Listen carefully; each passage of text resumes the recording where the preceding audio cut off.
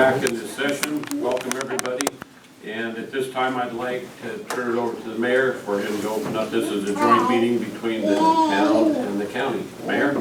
Okay, at this time, at 2:30, we'll open the town section of the joint meeting and turn it over to the county. All right, welcome, our mayor and town councilors. We appreciate you being here. So our 2:30 timed item is a joint meeting with the town on the PM 2.5. We have Peter Brewer here, DEQ. Come on up, sir. And the agency, the Forest Service BLM, representing both, I believe, Barry or? Yes, Barry Schulenberger. Yes, Barry Schulenberger. Come on up, guys.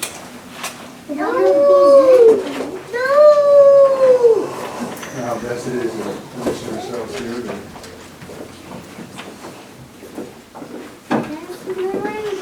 Let's see, you got the.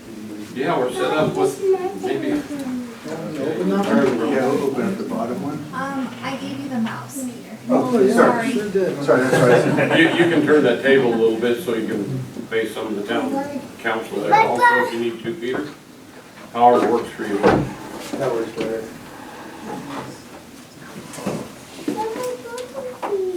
Now I gotta actually see this. My mouse is pretty You zippy. need to change the font size. Let's see, where's slideshow? I always forget on these. Two over. There you go. Right here.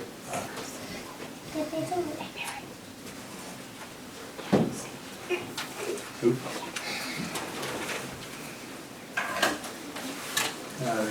Well, thank you. I don't know if this is on or not. It is, okay. Thank you, Commissioner, Chair Winters, Commission, Mayor Turner, and Council. My name is Peter Brewer. I'm with the Department of Environmental Quality, Air Quality out of Bend. I cover parts all over the state for prescribed fire and wildfire, and also for Eastern Oregon for agriculture burning, and working with communities such as Lakeview on their PM 2.5 or fine particulate matter issues that we face. Not only just in winter time, but it tends to be year round now. We're finding for all of our communities from different aggregating sources. Here with Barry Schulenberger to present a little bit of information. It's more informational, but we are looking for some concurrence, talking about smoke intrusions from prescribed fire, a little bit about why prescribed fire, but smoke intrusions that can or may occur from those, and primarily an exemption process from being labeled an intrusion at a specific level. But just a little bit of background on that and what we'd like to propose to you. There's changes this last year to the smoke management program. It's mainly run by Oregon Department of Forestry. We also have Dustin here with the Oregon Department of Forestry to help answer some questions perhaps if asked. The ODF in partnership, it's a full-on partnership with DEQ. Every about 5 years works over the smoke management program rules. And we convene a committee to help guide us through that and work on any changes that we need and foresee. This last year is about a year and a half on process to get through the rule changes. But we did find some deficiencies in the past rules, and the main changes that we're looking for is to really actually allow more smoke into communities by adjusting definitions for smoke intrusions. In the past, the smoke intrusion level was considered a bad mark for forestry if you actually had smoke get into a community. It is pretty much any level of smoke, 10 micrograms. The standard for the daily exposure is 35 micrograms. So kind of benchmark that. But if you had 10 micrograms in town, it would be called a smoke intrusion. We'd have to figure out just where it came from. But that's kind of a black mark, but we realize that that's not workable in our future. Moving forward in this world as we know it today, zero smoke in communities is not workable. Meteorology just doesn't support that in any time we see of the year.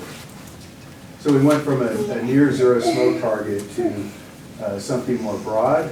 I'll talk about that a little bit. A little bit about why prescribed fire.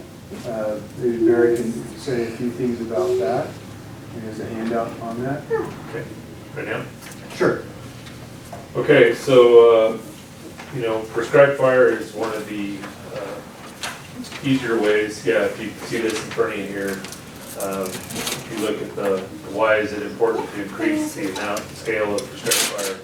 We have a lot of projects that we're really working on that are close to the proximity to Lakeview, especially just north of here in the future, and also up in the North Warners, but also to the west of us. And for those of us that have been around the community of Lakeview, like in the early 2010 era, we did a bunch of burning up by Thomas Creek, and you'll notice that at the end of the day, the smoke likes to come to the Goose Lake. It finds the little spot and whatnot. So sometimes it'll try to come to Lakeview, but it can also affect the valley. The residents live out of town as well. But what we're trying to do is we're trying to use prescribed fire to reduce the amount of fuels that we got on the ground. We're trying to increase the amount of work that we're doing out there in the forest to make that healthier forest so it isn't overstocked and it has resiliency in the future from wildfire. Now, if you guys remember 2018, last summer, that was wildfire smoke here in the community, and it was pretty bad. And we were getting it from the south, the west, and the north of us. And so, very difficult for people to take that on day after day. If we can accept a little bit of prescribed fire where it's under our conditions with the forecast of Oregon Smoke Management and their prescription, as far as saying whether it will avoid places such as Lakeview, then we can get a lot of work done, reduce that fuel out there on the forest floor, and get us back to a healthy situation.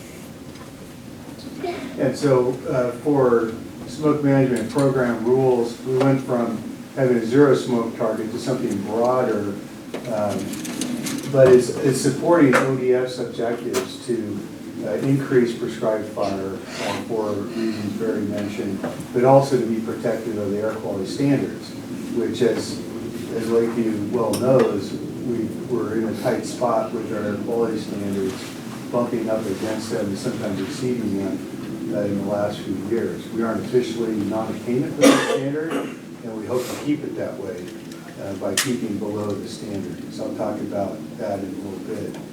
But there's a really good balance of objectives here between ODF and DEQ, and with the input by the committee. The committee had EPA on it, had tribes on it, had many members of the private forestry, public forestry, BLM, a few public entities, and then staff, of course, by DEQ, Forest Service, and others. So are you taking questions as we go along?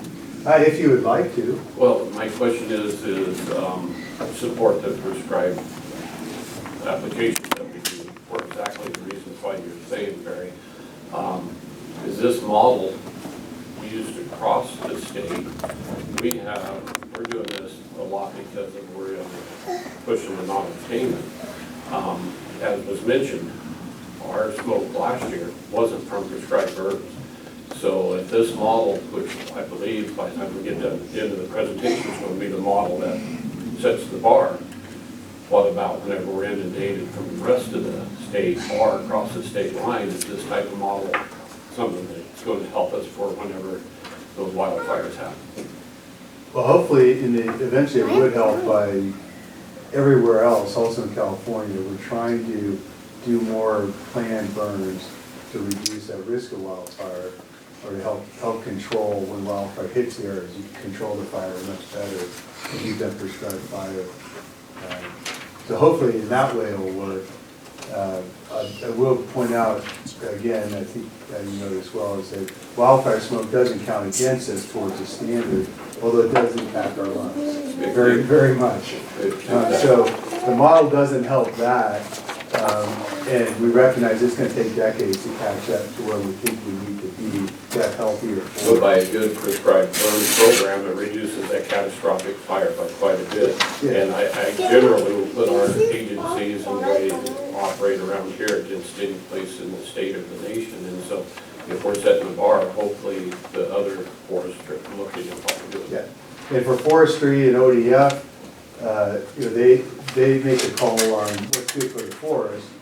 From my DEQ perspective, and they said we need more prescribed fire to return fire to the landscape.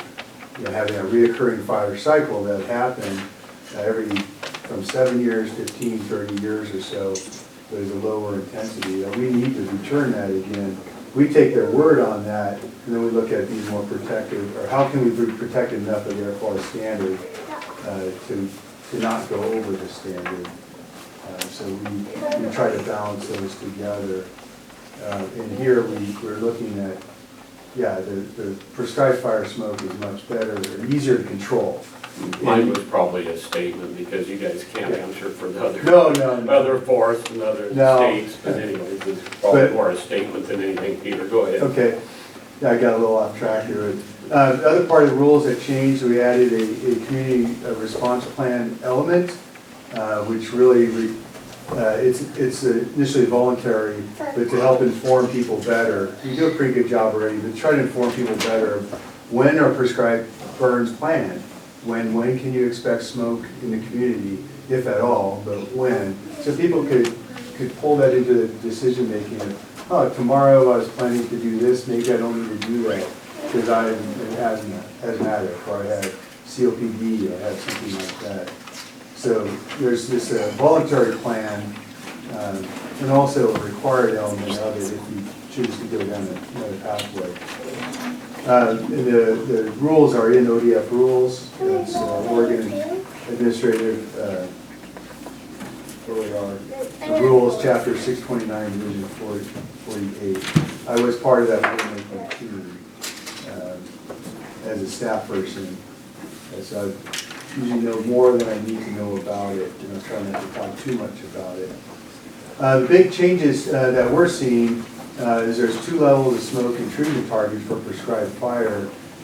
One really being the 24-hour average, which is designed to protect us from against air quality standard. Air quality standard against 35 micrograms. So that's at this level. That intrusion level that ODF really tries to target in their meteorology for burns never to exceed is a 26 microgram level. So it's about 75% of the standard or so.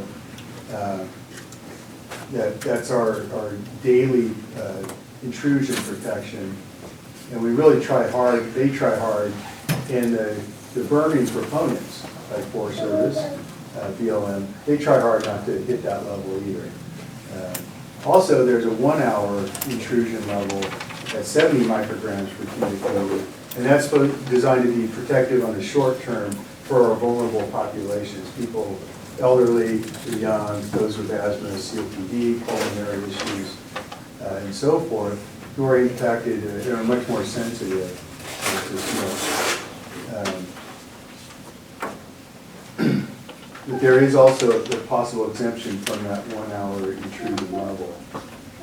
The 1 hour level, say normally, if the smoke management helps ODF in their smoke management program. They try to predict where smoke goes, how much, and when, and they look at that 1 hour. It's a much easier prediction for them to look at short-term smoke impacts than the 24-hour average. They can't really do that. They know smoke could roll in at a little higher level and then drop off a lot.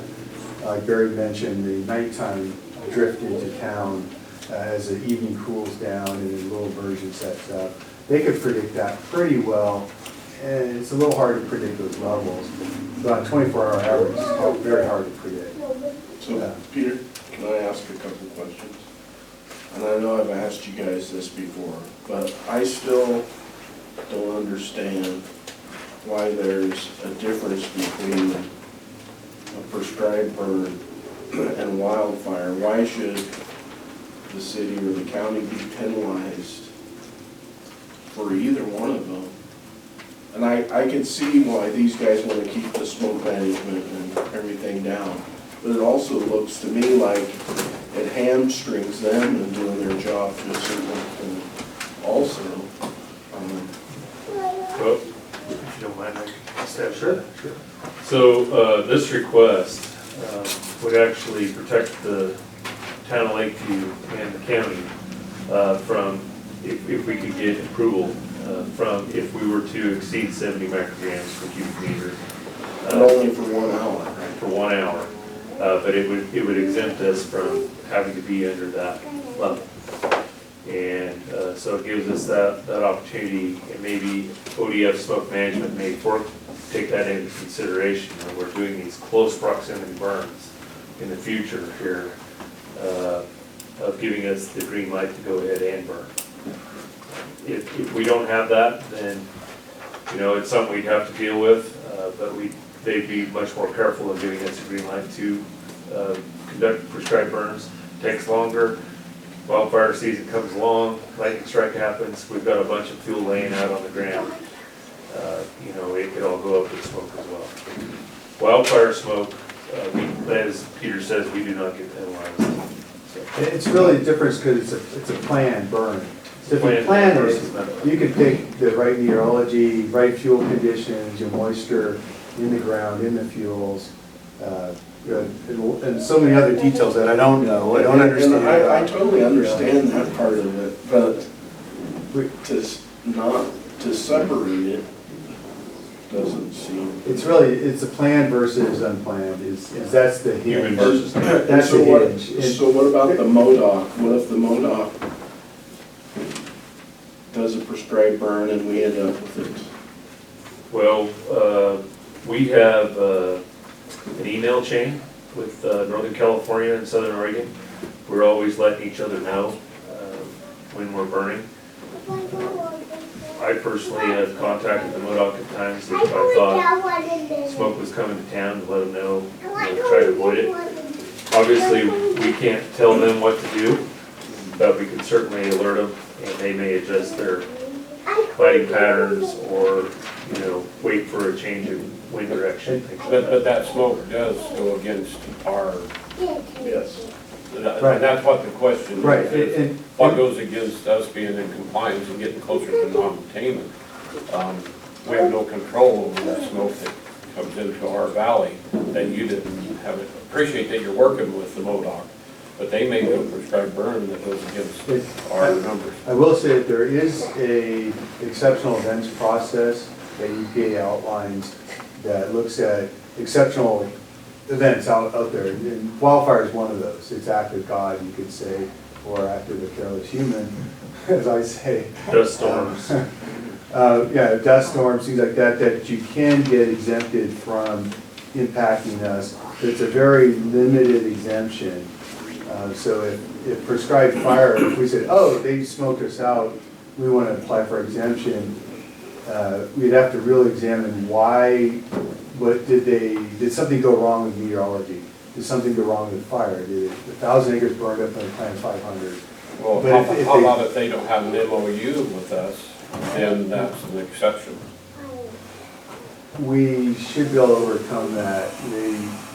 I have to say, it's not from knowledge base, but more understanding that they don't want to smoke Lakeview out. They know Lakeview's not doing well with the standard, but they should know. Usually people in our levels are fairly aware of what's going on and where are you putting smoke, where are you trying to target smoke. Up and away is where most of it will go. It's more the nighttime creep. But sometimes we do get that up and away that can hit us. And then it's a matter of, is it at 20 micrograms, 25 micrograms, 10 micrograms? Often it looks worse than it is, fortunately, I'd say. But we work with Forest Service, with ODF, and with the counterparts to help prevent that. Unless Peter can tell you differently, the MODOC could go do a prescribed burnout on state line. It could come straight to Lakeview. You know, I could give them a phone call and say, hey, looks like your smoke's coming straight to Lakeview. You know, they may try to shut it off or not burn the next day or something like that. Sometimes it may be too late. But, you know, also, our smoke can go to Alturas. And, you know, that's happening. Are they having the same problem as far as?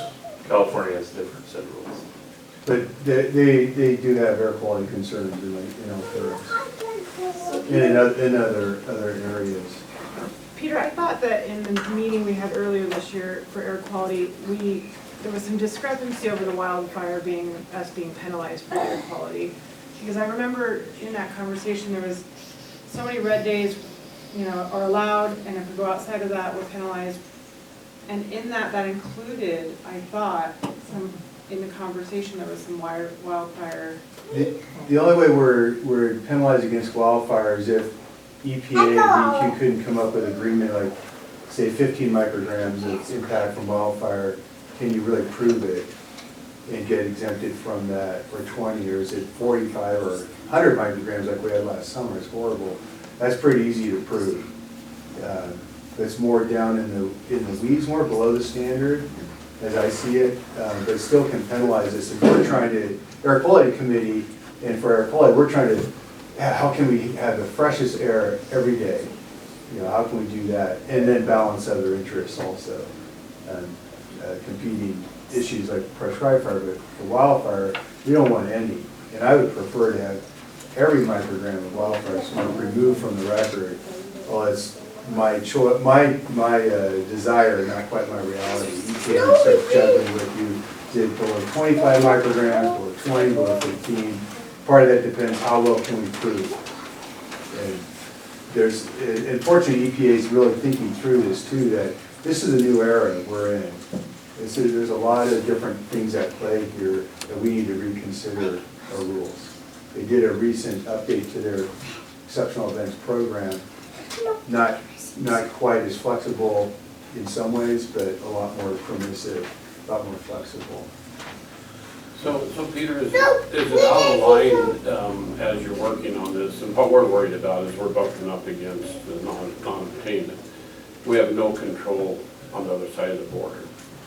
That if there's not a prescribed burn going any place in the Oregon area, but we have a ding against us because of smoke that's done in California, can that be could we write that in as that's an exception and doesn't count against us?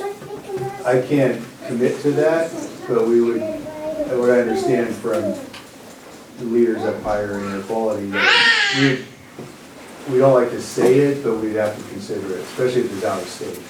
If something went wrong and it hit us and impacted us and helped put us in a non-payment, we'd be screaming, hey.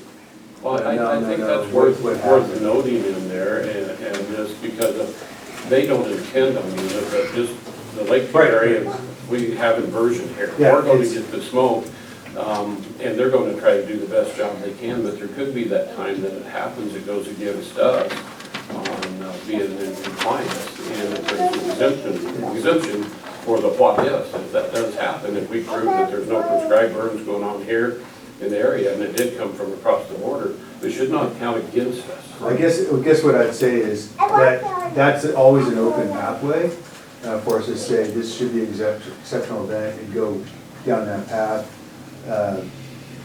Although we always try to keep things below standard. But yeah, there are times, and I've worried about California too. It's like, well, what if? Hopefully it's not in that November to February timeframe. We have better wind. We don't see it that often, but if we're bumping up against non-attainment and it's a perfect storm and it goes against us, we'd rather it not count. Right. And that's always an open pathway for us. So it's not closed. It's we're trying to manage smoke to keep it below the standard so we don't have to invoke that. You have very limited options under those provisions to cry out for exceptional events.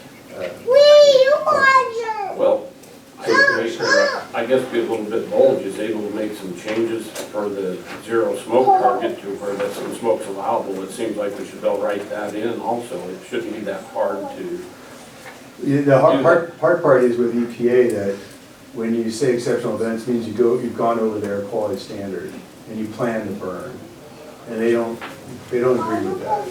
They say, no, you're planning this all out. You should be able to work what you can do to either not light the match or to light it and have those conditions exist that smoke goes away and doesn't end up exceeding the standard. They really like our program because we're protective of the standard, and yet even though they said we've really increased the ability to put smoke in communities, that we've increased that greatly in this rule change. but we're still trying as hard as we can to be protective of this. I'm sorry I cut you off there. You had Oh, some- I was just gonna say, I could commit to, communicate with the Modoc National Forest. Thank you. And, let them know, what our situation is here for the town of Lakeview and Lake County. And, we can brief them on what non-attainment is all about.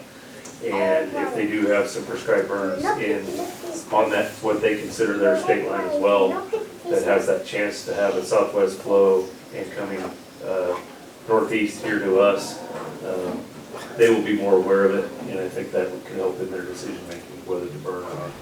And also, every time that they plan prescribed fire, ODF meteorology, those who are making a call for our burns, but also they do monitor California, what's going on in other states that may impact Oregon. They get all those notifications of all the prescribed fire ahead of time. That really helps. So if they see that, I see a lot of them, but I'm not on all the listservs. I've tried to get on them, but I don't quite see them all. Just moving forward a little bit, voluntary community response program. Really the main thing is to work with the stakeholders, and especially with our public health program here in the county, to develop methods to communicate with the vulnerable people, primarily in the general population, in advance of prescribed fire. We already do it, but how can we improve upon it so that all those who are very vulnerable to smoke, no smoke is coming, we can plan for it. And that's what's called a voluntary plan.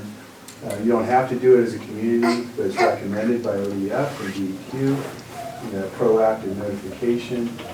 Part of that's really the, who, what, where, when, why, about smoke and what to do about it. Why prescribe fire, what the fire is going to be, where is it going to be, when do we expect smoke to hit us, if at all it may hit in these kind of times, or you try to dial that in as much as you can. That's a voluntary part. Now, there is an exemption process from the 1 hour intrusion threshold. We've already touched upon it.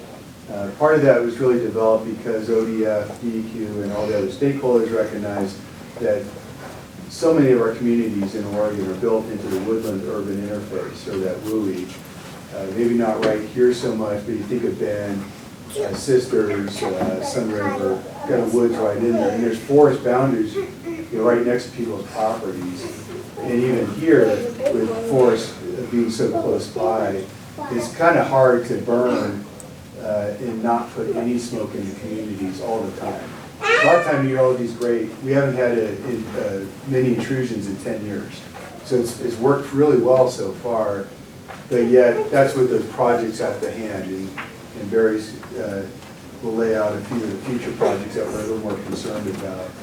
But we allowed for that 1 hour intrusion threshold to allow for that flexibility in burning, so forestry can do more burning, more acreage, instead of 40-acre parcels and have 100,000 of them to do to catch up, and we'll never get there. Well, maybe we can burn 200 acres or 500 acres and get closer to our targets and to catch up on our inventory of treatments in the forest. Getting an exemption from that 1 hour intrusion level at 70 microgram in 1 hour, it does require that the community response program is developed in the community. So we'll outline that a little bit, but that's a part of the requirement that says, and here Forest Service is committing to moving forward to working with local public health, I should say, and the Air Quality Committee, and other stakeholders that would be interested into developing that community response program, so that we are ready and we can inform everybody of burns, what to do, what to expect, and the when, what, where, why, all that ahead of time. Make a pretty robust program that also has a feedback loop too. If we do end up smoking out of community or more than we thought, then we all talk about it. We do an analysis of why, the problem solving, troubleshooting. Why did it happen? What went wrong? And we try to analyze it and get down to the best model. And Lakeview will have its own kind of smoke model. Like the meteorologists in Salem, they build into their expectations. They understand the meteorology and the topography but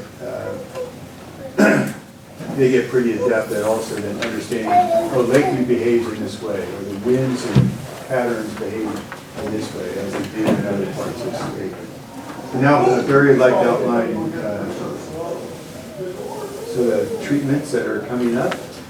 Okay, so if you can look at the screen there, the project there to the north of Lakeview and in the red, that is the cricket mud honey, which many of you are familiar with, or in the north corners. That is everything that has been completed in red there. And so we've had a lot of great accomplishment in there in the last few years, and that was due to extra funding that we received, Joint Chiefs funding and different things. But we haven't hardly lit anything on fire yet as far as prescribed burning. And so we've got some work to do. We've got a lot of piles that are out there right now. If you've driven around in the north corners, we also would like to do a lot of underburning. There is potential for that type of smoke to come back to Lakeview. Although somewhat remote, we don't normally get a north wind push down, but there is always that potential for it to drift back in the evenings like I talked about earlier. The project, or the somewhat of a circle there to the left that has a lot of the green and the blue. The blue is Collins' property, by the way. But that next green block out there, that's called Thomas Creek. And that's our next big 100,000 acre project. And we want to eventually treat all that landscape in there. And that's going to look similar to what we've done there at Cricket Mud Honey or the north corners on the right. And so that, particularly that area in the future, will have potential to bring smoke into the Goose Lake Valley. And so if we have a community response plan like we're requesting today, and we get exemption by chance, if it does work out, then that does help us not exceed PM 2.5. So particular amount. And that's what we're trying to do is protect. Yeah, go ahead. So, I don't know if you can see that or not, but up there on the right, again in Cricket Mud Honey or North Corners, that's all the years that we have planned out for doing the burning there in the North Corners. So, pretty extensive. It's going to take a lot of work. It's not going to be easy, but again, it does have potential theoretically to come through. So that's your plan over the next 9 years? Yeah, I can't remember what the 2028. 2028, I think, is one of the, well, I think there's some even further out than that, but there, So you have some for 2040? 2045, or something like that, yeah. Anyway, those are all potential burns that eventually could impact Lakeview at some point. If we had the wrong forecast or something like that. So we don't want to get the town of Lakeview and Lake County in trouble with the non-attainment, and this request would certainly help out.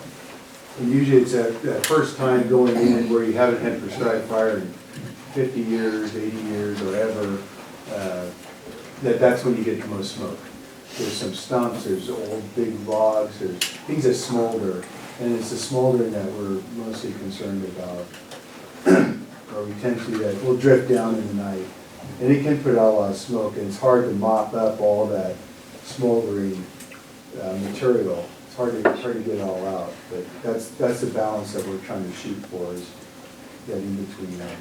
So I would say you're looking all the way out to 2045. This would be a great argument why that the RINs or Red Rock should apply to the Forest Service ground, because then there'd be a lot more mechanical cleanup of a lot of it. Prescribed burn would still be part of it, but the slash piles and other things would be brought into a biomass plant.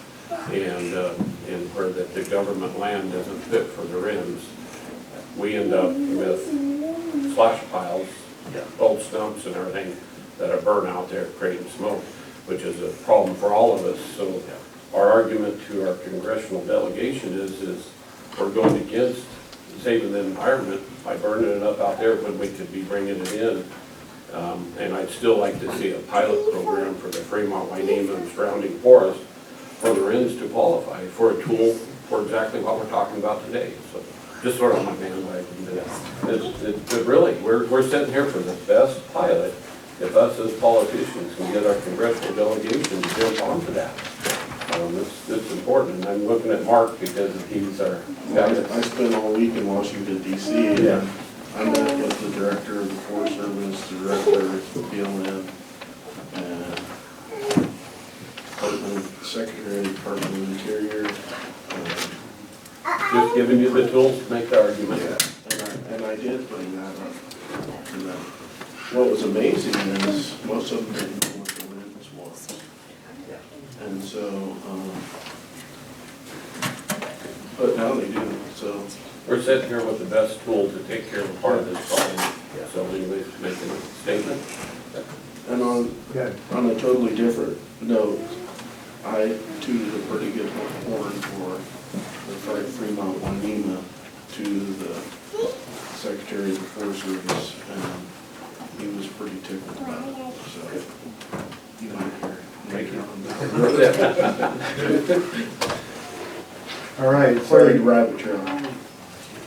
So for the exemption request, the ODF, Forest Service, BLM, works with, it's primarily local public health to help develop a plan. We also, as the Air Quality Committee, Darwin's on the committee, Mayor Turner's on the committee as well, and Sandra Wenzel. We said we'd help out on that community response program as well, to design and develop it. One exciting thing that there's a, if you know what reverse 911 is, or alert sense program, we're looking at tying into something like that. We just made that alert sense available here in the county, and so we need to work with the town to get them hooked up, and so they can alert everybody that's in this, wherever the smoke's gonna be, and let them know. And so, I understand it's not only text, but it could be an email, could be other forms. Could be all of it it. could be Yeah, text, which is phone great. call, Yeah. and it also could go across to your television. If you have a smart TV, it just prints a little deal out. And that's really nice, it's a little bit more advanced. In Deschutes County, they use a Nixall system, it's reverse 911, it's just text. And then a link to a web page to get the prescribed burn information. But this sounds much better, it sounds like it's reasonably priced too. So we're hopeful that we can do that. With the public health program, we're primarily working with Jill Harlan, I believe, and other folks from there. Just briefly, part of the plan should describe all the populations that are at risk, all those who are vulnerable, to help bring out the demographics, to just point out to people, yeah, we do have 6%, 8%, or 10%, or 15% of the population are considered vulnerable. And that helps us all understand, it's not just a few people here and there, it is us. There's a fair amount of people who are sensible, or sensitive to smoke. And then a good method of communicating with the public, in that, what they say, a clear and reliable way, so the rules say, but so it's consistent, so they're always getting their message at the same kind of timing, same kind of messaging, so they get a better understanding of how they can plan their day, how they can plan their lives around smoke, but also what to do about smoke. What can they do to protect themselves if they need to, other than just avoid smoke, for the number of hours of exposure that we're expecting. And hopefully there's a feedback loop in that plan too. So we hear back from people who use the system to say, yeah, it's working for me, or no, it's not. So we'd like to hear back. It's hard for me too, because I'm not here, but that's where our locals are really on the ground. Definitely the eyes and ears of how it's working. So One part of the exemption application, and why we're bringing it forward to you today, is we do need to have support from local government, from the commission, from the council, to move forward with this. Because if you don't have local government support, you shouldn't move forward with the exemption request. So that's something that we are putting out there today, just as a concurrence initially with that strategy to move forward to seek approval from ODF, DEQ, and OHA, Oregon Health Authority, on that exemption request in the community response program. Bend area is in the process of doing this. Ashland, I understand, is doing it as well pretty soon. Maybe other communities, I haven't heard yet. The number of other areas are that really are looking at, and they've got woods they need to treat really soon, and they can't guarantee that it'd be under that 70 micrograms, so they're looking for that exemption request. Nobody's really anticipating going over the 24-hour standard, let alone the threshold level, but it does happen on occasion. DEQ can provide a third-party facilitator to help this process if it's needed. I'm not sure if it is, but we'll help there if needed and requested.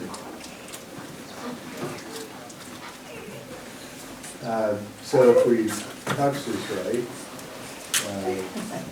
does the Fremont Wainema Forest Service and Lakeview BLM have the support of the county commission and the town council to move forward with an exemption request?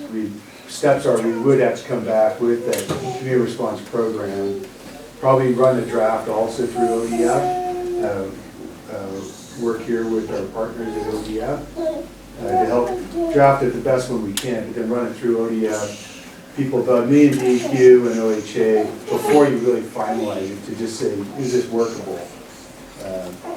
And then come back and get a final approval by the commission and by the council. So question to Barry is Fremont, Wainema, do you have to do the same thing with Klamath County, being that you're representing the Fremont, Wainema, because it's... Klamath Falls is a different situation. I can let Peter talk about that because they are in... We only have so much time, Barry. Yeah, I know. Because my understanding is because they are in non-attainment status, they are not eligible to apply for this opportunity. So you as a federal agency representative, where do you draw the line? Is it at the Fremont / Wainema, Fremont used to meet? Well, again, we're talking about smoke that's in proximity to Lakeview. So, whether it's a prescribed burn on the Lakeview Ranger District, the Bly Ranger District, the Paisley Ranger District, it's any smoke or Lakeview BLM to be used. Any smoke that could potentially come to Lakeview. So Lakeview specific on the whole national forest that you represent. And Klamath can work. Well, Klamath would be a different request. Okay. Currently, they do meet their quality standards, so it's great from that standpoint, but they're going through the process, or we are starting that process to get them out of non-attainment, officially EPA, and that could take a couple of years, unfortunately. It's a frustrating, slow road to get back into attainment. But they are working with us on a little faster plan there. There are a lot of projects up by Chiloquin area, other areas that are really needing to have treatments, including prescribed fire. So that's moving out there. We were hoping to go from these two groups to their two groups and do the same thing, but we've been informed that we may have to wait a little while. So we'll let you work with Klamath County. Yes. They can work on that voluntary plan just fine, get the wheels moving anyway. And so when the time comes, it's move right forward. I think everybody knows me, if you don't, Dustin Gustafson with ODF. Little misleading here, but it's kind of on point, is the community response plan is for forest land burning. Fremont, Wainema, and the Lakeview BLM just seem to be our largest forest land burners down in this area. So it isn't necessarily the Fremont, Wainema coming to get an exception for them. The exception is broad and covers all forest land burners. They just are the main players when it comes to prescribed fire. Now, on private land, we hope to change some of that as we start diving into some of the post-treatments, I guess, on the North Warner projects and try to get some more prescribed fire on the ground on private land. But just wanted to clarify that this isn't the federal government coming for an exception. They're just the main players. It's all inclusive. But it's all forest land burners. And Dustin made a good point. We Forest should, and rangeland. Well, yeah, it'd be, well, ODF smoke management covers forest land burning. So I think that by that The definition. BLM would cover rangeland. If you- Maybe. if And you BLM prescribe- abides by the forest land even though they're on range. Okay. So It's all inclusive. they volunteer to go through smoke management as well, even though they're burning on range. Okay. it does remind me that we should make sure to have a representative from Collins Absolutely. involved, Yes. which I kind of forgot about earlier. Of course, we'd like to get somebody on our air quality committee from Collins, the person who was left, so. Well, they we're were, new blood. probably Green Diamond also. Yeah. Green Diamond would be a good pair to have. Is we do have an MOU with Collins on burning in the November to February timeframe. We don't with Freedom Diamond. So it'd be kind of nice to work that out, because that covers our main winter time problem. Most of this prescribed fire is in the off season of our winter time wood cleaning season. But it still can be problematic. We can still have inversions in October, bad ones. Early November that catches people by surprise, so it'd be good to involve those guys too. They'll do a lot more power burning.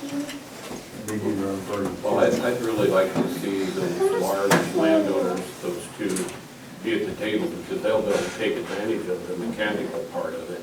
And so their prescribed burning on the private lands may have less intrusion of the smoke and everything as they're managing their lands. So that'd be a good tool for everybody to have as we push forward for the mechanical side of it. So I guess I would ask if we have concurrence to move forward with this proposal. Town council. So what you're asking for is an actual,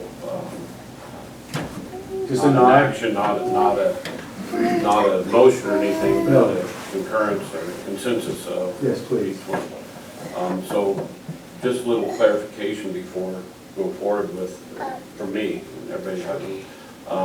So back to that 1 hour exemption, if we go with this concurrence to go forward, we're accountable to our constituents out there, and we need to be able to say, yes, you're going to be inundated for an hour of smoke.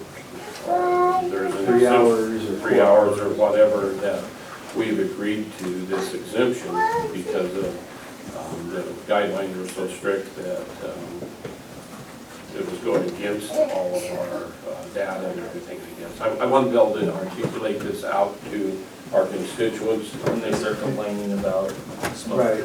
And I think, I don't want to speak for Barry, but there's tens of thousands of acres of woods needing treatment. And there's only so much, hundreds of thousands, change that order of magnitude. Yeah. And we can get to that 10,000, maybe in the future up to 20,000 a year or something. I'm not quite sure you're. Yeah, it would give us the potential to increase our pace and scale, how much we're burning. And then it would penalize Lakeview for untainted status. The PM 2.5. So Barry, as it's sitting now, without this exemption, does that hold you guys back from actually doing your job as far as? I think we would still carry on, we'd still try to do it, but we just have a little bit narrower field goal post to kick the ball through. And, smoke management may not give us permission to burn on days that, normally if we have this exemption, then they would say, okay, We know smoke might pass through Lakeview for an hour or two, but that's all it's gonna be, and it's gonna be real quick, Copy. and they will give us that green light to carry on. What if it's not for 1 hour? What if it's more than that? Yes. Then smoke management would tell us, today's not a good day to burn, and we advise you not to.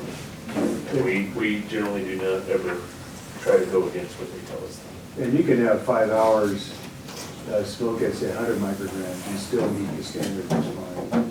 But it's really trying to, that's where ODF, the wizards of meteorology, try to do the alchemy, but they understand the weather better than any of us on how to target that, and to look at the burn prescription. Is it 1,000 tons of fuel, 5,000 tons, or 500 acres versus 100 acres?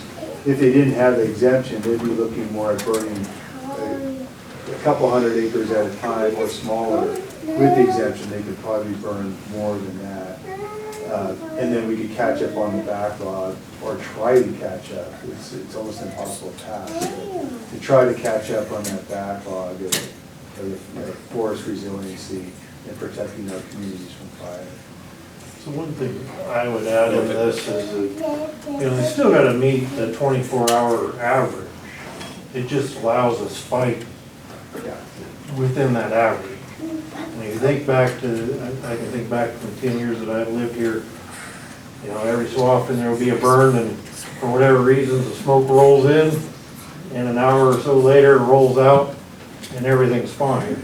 But if we didn't have that 1 hour exemption, now you got an intrusion for that one moment, that one weather anomaly that. It goes against our. Yeah, and so, and I'd also just like to add, from an ODS standpoint, we support seeking this 1 hour exemption. Just as Barry said, it just widens the goalpost out a little bit more to increase the pace and scale of getting fire back on the landscape in these fire adapted forests. So just want to make sure that's up. And the better community response program we have, the better informed everybody will be.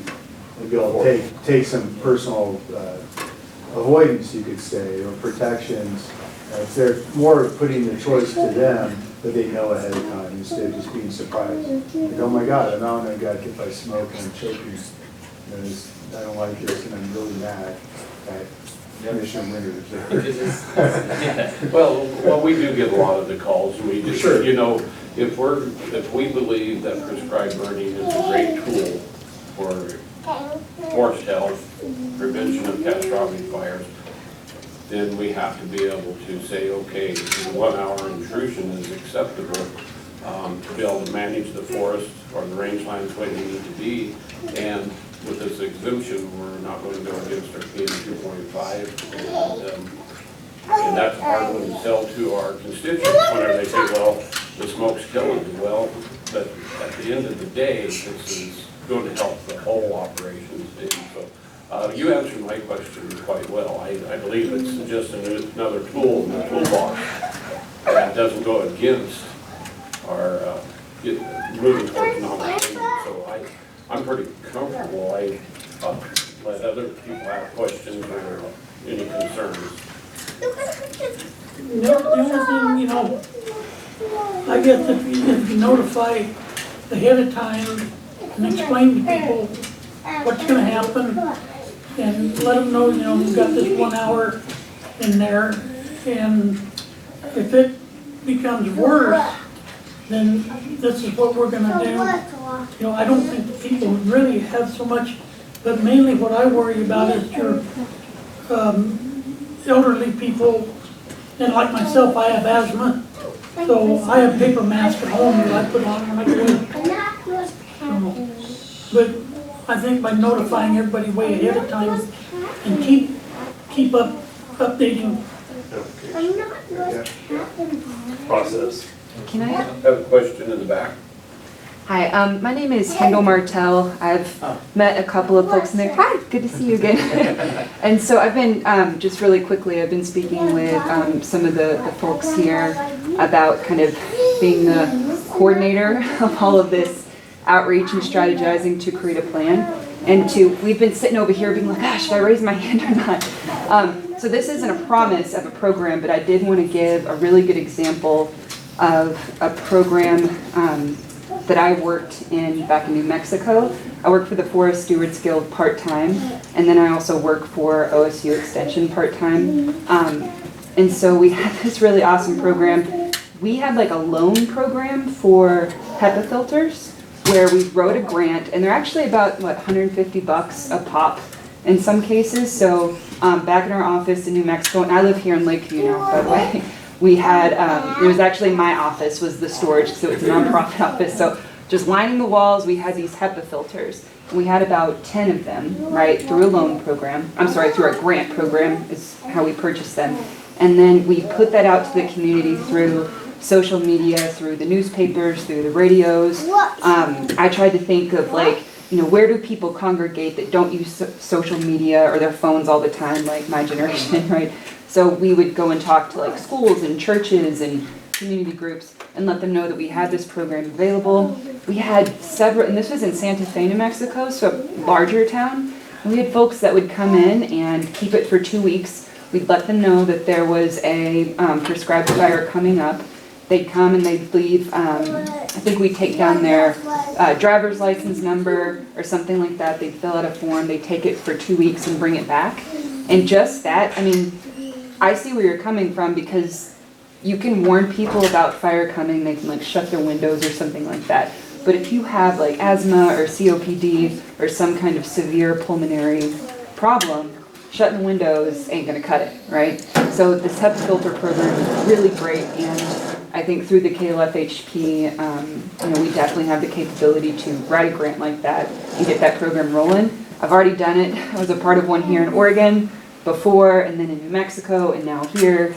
I think we could make it happen. So that's not a promise necessarily, but it's an example of how we can add additionality onto this community response program.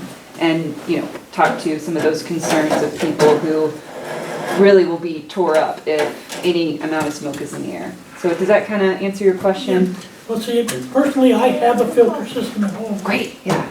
So, I'm allergic to house dust and that kind of stuff. So I have mine going continuously. Sure. And I mean, there's even the option of like a grant program for the people themselves to purchase one, like subsidy or something. I've heard of certain communities in like California and New Mexico and Arizona that have like, not a subsidy program, I can't remember the mechanism for it, but just the company agreed to give discounts to people if like a bunch of people come and like buy their particular product. That's an incentive for them. So there's stuff like that that could happen.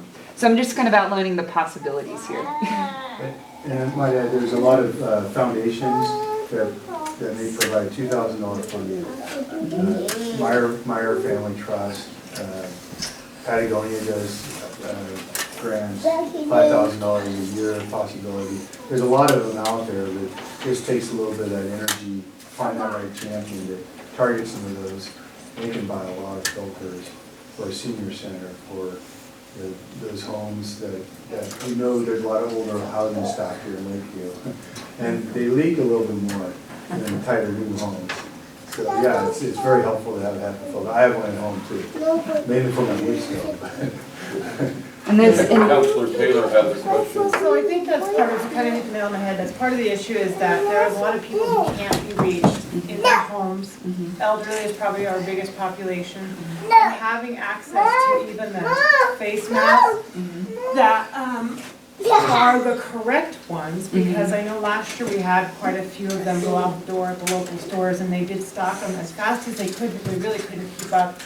And I think even the quality, the level or something was not the correct one. N95. Yeah. And people were just grabbing regular old like painter's masks, and I don't think they realized. So not only having those somehow available and distributing them would be, I think, a huge benefit to some of the older people in the community. and there's even the model of having like a community center that has a couple of them there for that period. I remember last year I was working on a prescribed burn myself, and so I'm out there burning and I'm carrying a drip torch and I'm like tromping through the woods, and somebody's like, hey, you're gonna be our public information person real quick. So I had to get in this big rig and load it up with HEPA filters and drive to Vallecitos, New Mexico, which is out in the middle of nowhere. You think this, I mean, it's even more remote than, you know, some of the places around here. Like, probably smaller than Bly, if that tells you anything. But they did have a little community center, so we went to the volunteer fire department, and a lot of the community members just kind of sat in there and played games for 2 or 3 hours with those HEPA filters running until they felt more comfortable to go home. So there's a bunch of different models to where we can A, outreach to as many people as possible, but B, kind of be able to connect with people who have different modes of communication, let them know that it's available to them. So Dustin, you have a comment? Well, what I was gonna say is this conversation, I mean, it's highlighting what the community response plan is. I mean, that's what the whole purpose of it is to identify, how do you communicate there's gonna be a prescribed fire? How do you communicate where it's gonna be at? How are you gonna communicate where the smoke's going and how it's gonna impact you? And then communicate what you need to do and where you can go, or what, you know, what are the options to mitigate that? I mean, that's the whole premise of the community response plan is to be out in front of the communication with folks on what the issue may be, and then identify what the potentials are to mitigate that. And I think it's gonna take, you know, we talked about the Lake County Public Health, but I think, you know, it's gonna be somebody from the city or multiple people, the county, public health. It's a community plan, because these things, I mean, I don't see it having much success if there isn't an identified community center where some of these vulnerable populations can go. So those things have to be identified through this plan to be able to help direct people to the right place and the right resources. And I know there's a lot of options out there. We just heard about it, there's a lot of potential for grants, but we as a community have not really identified those specifics to be able to communicate out to the public yet. And so, you know, from the surface, the community response plan seems like it's gonna be easy, but I think there's a lot of background work that we're gonna have to get serious about from a wildfire smoke standpoint to make it successful. I know Bend is going through this process, and their first draft wasn't approved because it wasn't as specific as needed to get that information to the, I mean, they have the reverse 911, they have the way to communicate about the prescribed fire, but they don't necessarily have the identified mitigation steps identified who can be able to communicate, so. I might add, Justin just mentioned something very, very valuable. All these communication and methods to avoid smoke or protect yourself is very applicable, if not more so, to wildfire smoke. And ultimately, I think that's our bigger fear, is wildfire smoke, like we had last summer, 30 days or so of air of breathing, that we need to reach to as many people as we can to help protect them. They're vulnerable or not vulnerable. And that all these methods will help gear us towards being a smoke-ready community, which we really need to be. One of the things, I'm actually really good with this. I mean, I'm comfortable with this ultimately, but one of the things I don't quite fully understand yet, going back, say they have a fire down in Alturas area, and it's accidental, it's not planned, and the smoke comes over. What happens when that smoke settles in Lakeview? Besides impacting us, Correct. at whatever level it is. Say it's in a severe level. If Maybe it's a puts severe us- level over the standard, and to your point, we can apply for exceptional events. Okay, and if we it's, would have to work with them to say, to verify all the facts, you know, why, Correct. what, where, when. it's just one of those issues that I think is concerning. It came up several times today, that we want to make sure that when things happen outside of our control, because they will, and going back to something you were saying about the experts in Salem that understand the topography of our land and the wind patterns, I'm going to have to disagree with you. There's a lot of people that don't understand our wind patterns and our weather systems out here. In fact, when I was younger, I was over in Summer Lake, we had a fire and they were trying to tell us, the fire marshal was saying, no, fires don't burn downhill. And we were trying to express our concern that, no, at 6 o'clock tonight, that wind's gonna come up and it's gonna come down that hill at about 60 miles an hour, trust me. And no one would listen.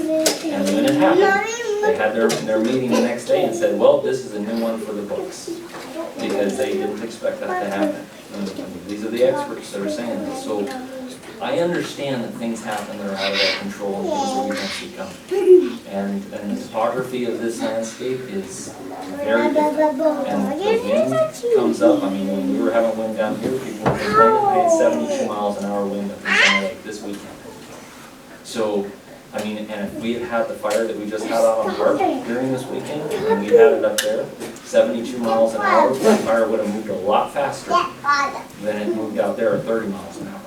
And that burned up about 15 to 20,000 acres opposed to 2,000 that everyone anticipated.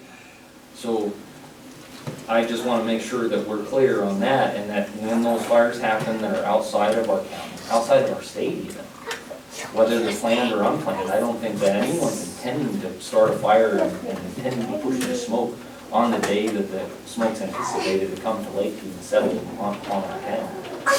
I understand that. I just want to make sure that when that happens, that others will understand it too. That pathway's open to us. Yes.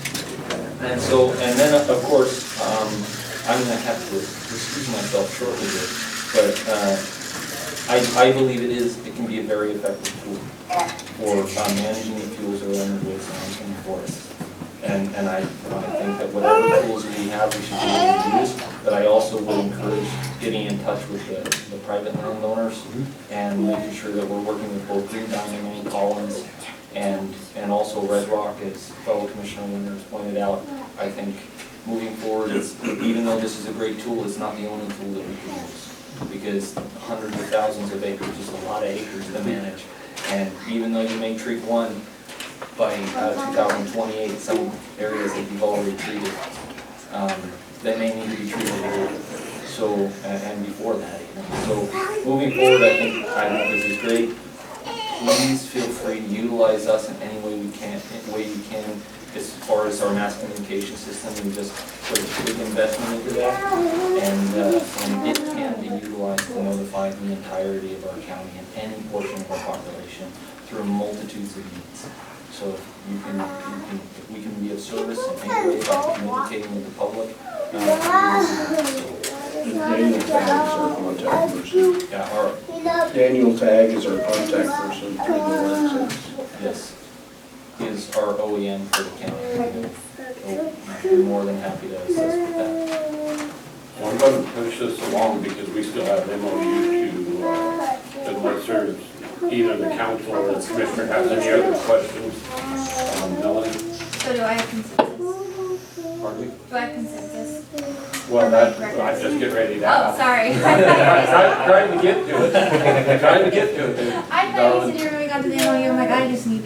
So, for the Board of Commissioners, do we have consensus for to move forward with the executive? So, we have consensus from the Board of Commissioners. Town Council, I'll let you act on your own. Council? Yes. Yeah, So we're you good for it. have consensus from both the town of Lakeview and the Board of Commissioners. So we do have a 4 o'clock time, so we do have the MOU that we wanted to go over today. This is work in progress. It is not for us to act on today or tomorrow as Board of Commissioners, but I'd like to turn it over and let you lead that.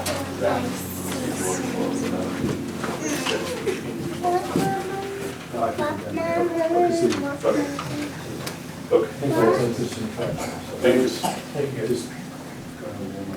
Okay, so shifting gears. A few years ago, Peter's predecessor was DEQ.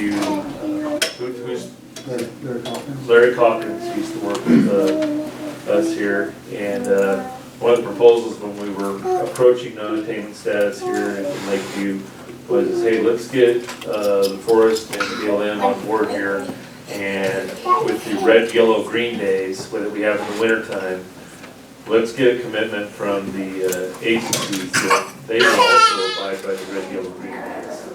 And so this MOU is re-upping what we've already done in the past. And it's a commitment by the Forest Service and the BLM that we will abide by red, yellow, green from November 15th to February 15th, which is that critical time period when, you know, the winter time when we can have calm air here and cold air. And people are wanting to burn wood smoke. There is a map there on page 2. Did everybody get one? And that's one question I have. Okay. Is on the map. I just want to make sure that that bold line that you have on your map, this line, Yes. isn't the containment area of what? Yeah, it isn't representative of taking in all that area as being a non-attainment. We narrowed it down to the urban growth boundary for purposes of PM 2.5. And I guess, I didn't want to take over, Mark, but I think it's the same question I would have to. But it's along the lines of the Goose Lake Air Base, down to the Oregon border. So it covers, in ODF, and help work with it, and try to cover geographical boundaries, all the ridges, that really identifies that basin.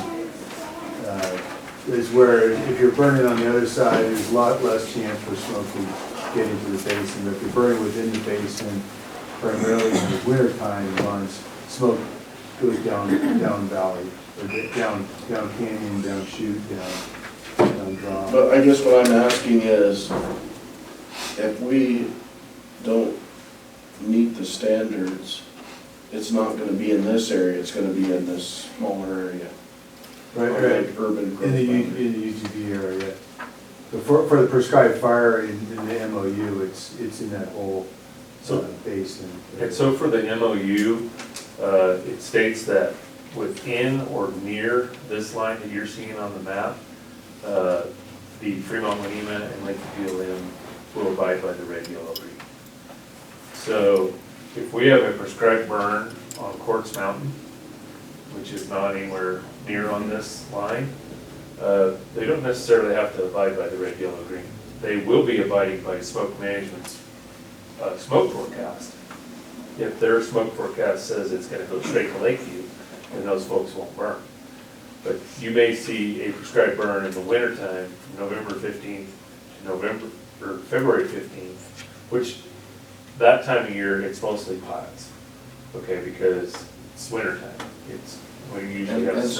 so, if you guys do some work inside this, you're Inside it or near it, right on the outside. then you're gonna Abide by red, yellow, green. Okay, Yes. got it. So what is near? It's a relative term, but generally, probably anything on this map, that I would consider near. Yeah. And again, we're always looking at smoke management's forecast as well. Well, the concern, I had the same concern Mark had, is for that to be inclusive of the non-attainment area, which we've kept it narrowed down in the past. Peter knows this, and Larry Harper, that we kept it down to a smaller area where that's longer, however you say it is that. So we didn't want to open up and get more. All right.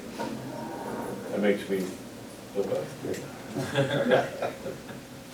And for example, there's a similar boundary in Medford, Ashland area, Klamath, Oak Ridge.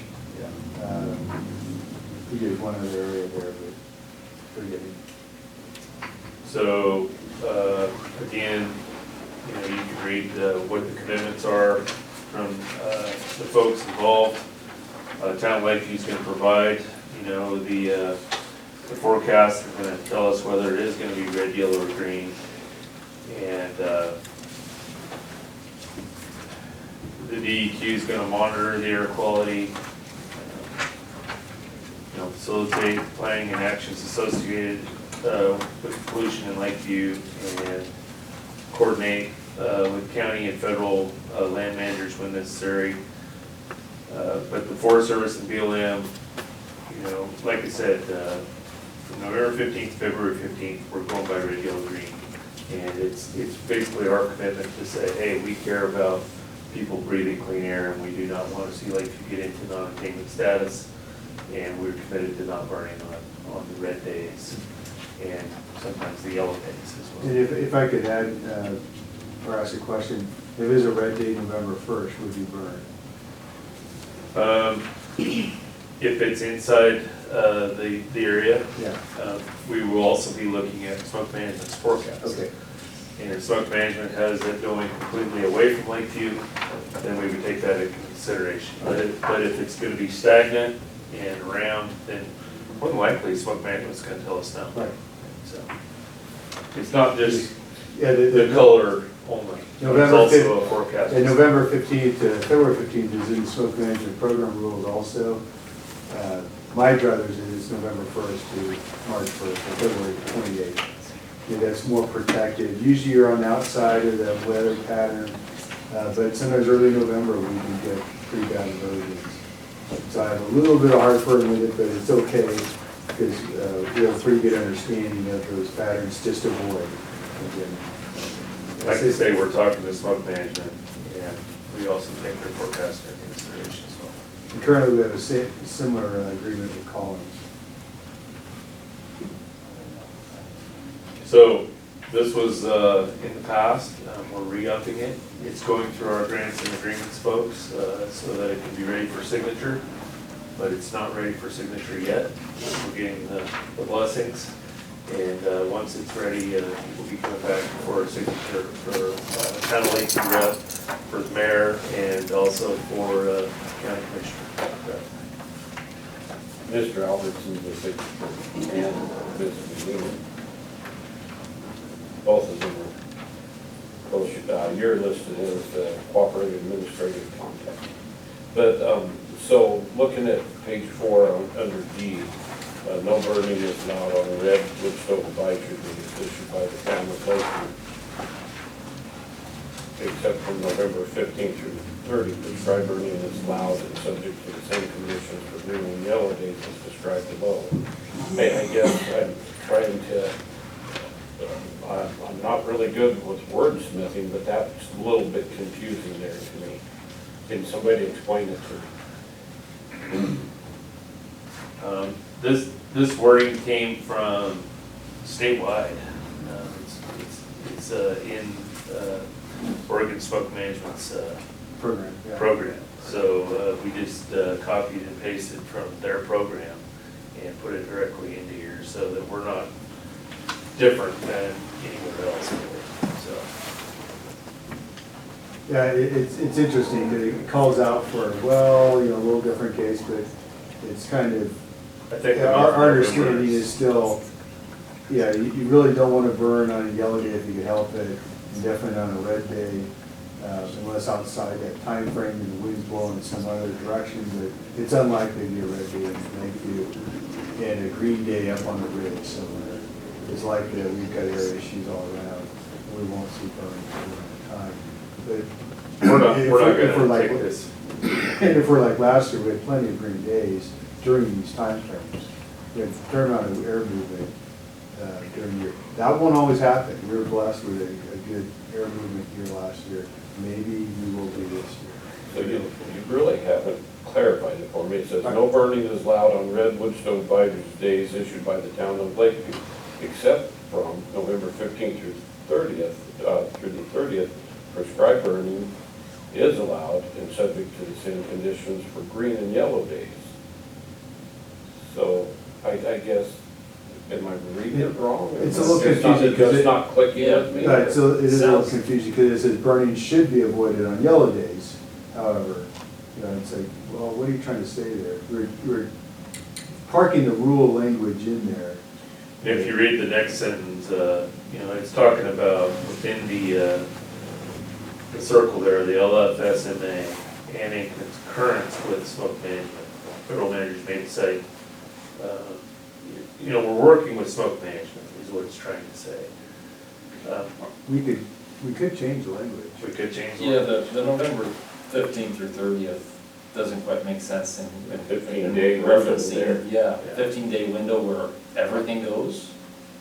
I'm a little confused there. Yeah, it is a little confusing. How about we think of striking that? Well, it's in the process, takes under consideration. When I read that, I just wasn't. We might not Clear. be Again, understanding it either. We didn't make this up, this is what is in ODF's, He's very astute in catching that. And Dustin, That's let We us a like part- to be different. so we can blame it on Dustin. That's a part of the rules that I was like, why is this even in here? But it is, we put it in, and, well, thank you for catching it. I think generally the month of November though, it generally is stagnant air. And, you know, it's usually a pretty blustery type of weather month and usually a non-factor. Is those 15 days, Barry, whenever you guys are usually hitting pretty hard, trying to get some prescribed burning done, so you needed a window there if the weather condition was right to do extra burning, maybe that's the reason why it's in there, I don't know. Yeah. But anyway, would you take a look at it? We're just going over it today, you still have to get it through. We can certainly take a look at it. It needs to be the right tool, and understood. I think what I was kind of trying to say is you could burn on yellow days and green days, but it's confusing enough to me too. I like when you said, I think it says this. Right, I know, I can't guarantee and I need a guarantee, so we'll come back with something a little changed. Maybe if it's, the verbiage is simplified a little bit, or that it's at my level of understanding. I don't think we're beholden to have exact rule language in here either. We could do kind of what we want, as long as it's not less stringent than the rules. So that's the question I had as I read through it. Was that- No, I agree, it's easy. And again, we were just utilizing the verbiage that was given to us. Okay, so this is work in progress, Barry, that you gotta get worked through on your side, and once your side is ready to sign, you'll bring it back to us. Okay. Other questions from town council or from the commission? I have nothing. Very good. That's going to give us 7 minutes before our next meeting. Thank you guys very, very much for being here. We're going to recess for 8 minutes. We'll come back at 4 o'clock. Town council, I guess you probably need to close. Yeah, as of this time, we'll go ahead and close the town section at 3:52.